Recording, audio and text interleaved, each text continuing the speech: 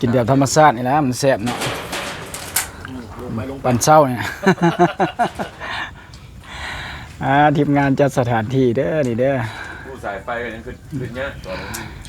อยู่ที่มส.หัดเกี้ยงอยู่มส.หัดเกี้ยงงานสร้างครอบครัวใหม่งานวิวาห์มหามงคลงานสมรสงานดองงานแต่งเอิ้นได้หลายอย่างภาษาลาวนี่ก็สีไรรูปมาช่วยนี่นะได้หลายภาษาแล้วก็บอกสีไรน่ะกำลังปั้นเศร้าอุ่นท้องไว้ก่อนห้อยอยู่มันเคยเป็นวินมาเคยก็ได้สามบักใหญ่แล้วนี่กินไหวบ่พี่น้องบ่เบิดแล้วเป็นแนวนี้ได้ยิง3 คนผู้ใดนี่นะพาพี่น้องเลาะเบิ่งหน้างานว่าเป็นแต่งสวยสดงดงามส่ำใดเจอกับทีมงานเฮาเด้อมื้อนี้เด้อมื้อแรงมีต่อพี่น้องงานดองคือกันอยู่นากุ้งอยู่ใกล้ๆเฮือนวงดนตรีเองสถานที่คือสิเพิ่นจัดแต่วันนี้เนาะเมื่อคืนนี้มีฝนตกเด้เนาะจะเป็นงานวิวาห์มหามงคลเด้อพี่น้องงานวิวาห์มหามงคล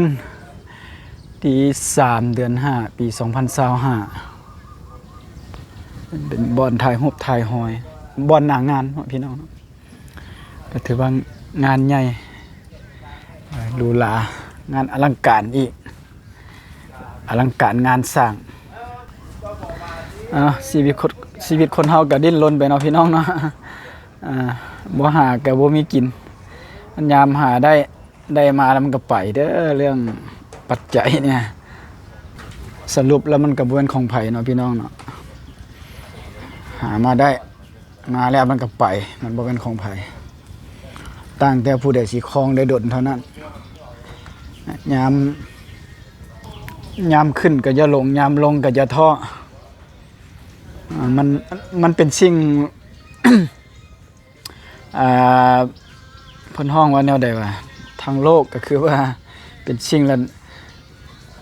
ประกอบกำลังใจเนาะพี่น้องเนาะคันบ่มีสิ่งนี้ก็เปรียบเหมือนเพิ่นว่าทางโลกและทางธรรมนั่นแหละเนาะว่าเงินมันก็สำคัญในด้านการใช้จ่ายคันบ่มีเงินค้ำก็บ่มีเงินก็โอ้อยู่ยากพี่น้องแต่ว่าขาดเงินก็ขาดได้บ่ขาดได้เนาะแต่มันก็ขาดดนไปแล้วมันก็บ่ได้แหละขาดชั่วคราวนี่ได้อยู่เงินว่าทุกอย่างต้องเป็นเงินต้องได้ซื้อเปรียบเหมือนเพิ่นเอิ้นว่า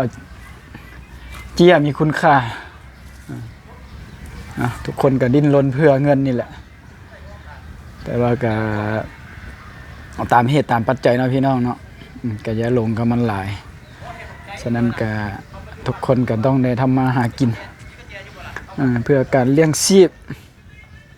ต้องได้อาศัยเงินเป็นหลักอาศัยกายเป็นใหญ่เนาะพอเฮาได้มาอาศัยกายนี่ก็ทนุถนอมมันได้